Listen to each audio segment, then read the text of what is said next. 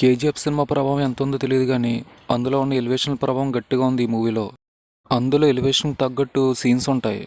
ఇందులో ఎలివేషన్ డైలాగ్స్లో తప్ప చేసే పనిలో ఉండదు. ఒక ప్రాంతానికి చెందిన పత్తి గురించి తెలుసుకున్న జర్నలిస్ట్ తన పేపర్లో ఆర్టికల్ రాస్తుంది. ఈ ఆర్టికల్ వల్ల ఆ పత్రిక ఇబ్బందుల్లో పడుతుంది. ఈ ఇబ్బంది తెచ్చినందుకు జర్నలిస్ట్ని ఉద్యోగం నుంచి తీసేస్తారు. అయినా అసలు నిజాలు తెలుసుకోవడానికి అనుపమ బయలుదేరుతుంది.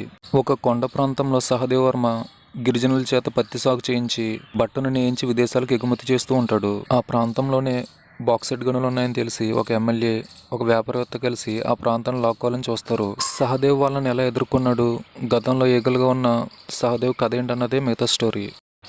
అదేంటో అనుపమ సిఐని అడిగినా, ఎమ్మెల్యేని అడిగినా, ఎవరిని అడిగినా సరే ఇన్ఫర్మేషన్ మొత్తం చెప్పేస్తారు.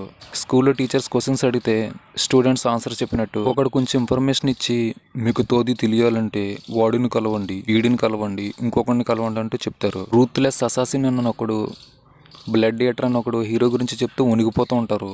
విధ్వంసం, ఉత్పాతం, విస్ఫోటనం, గతం గరుడ పురాణం, పట్టపగల పద్ధతైన దాడి, ఇలా పెద్ద పెద్ద డైలాగ్స్నే వాడారు. మనం హీరో వచ్చేస్తున్నాడని విజిల్ వేస్తే హీరో రాడు. హీరో వచ్చేసరికి మనం విజిల్ వేసినా సౌండ్ రాదు.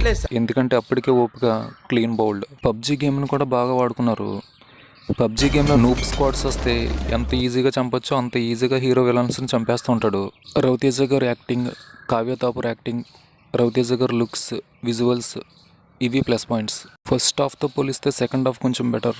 సాంగ్స్, బీజిఎం, యాక్షన్, కొరియోగ్రఫీ ఏమీ బాగాలేదు. ఈ మూవీ రివ్యూ మీకు నచ్చుంటే మరిన్ని మూవీ రివ్యూస్ కోసం ఛానల్ని సబ్స్క్రైబ్ చేయండి.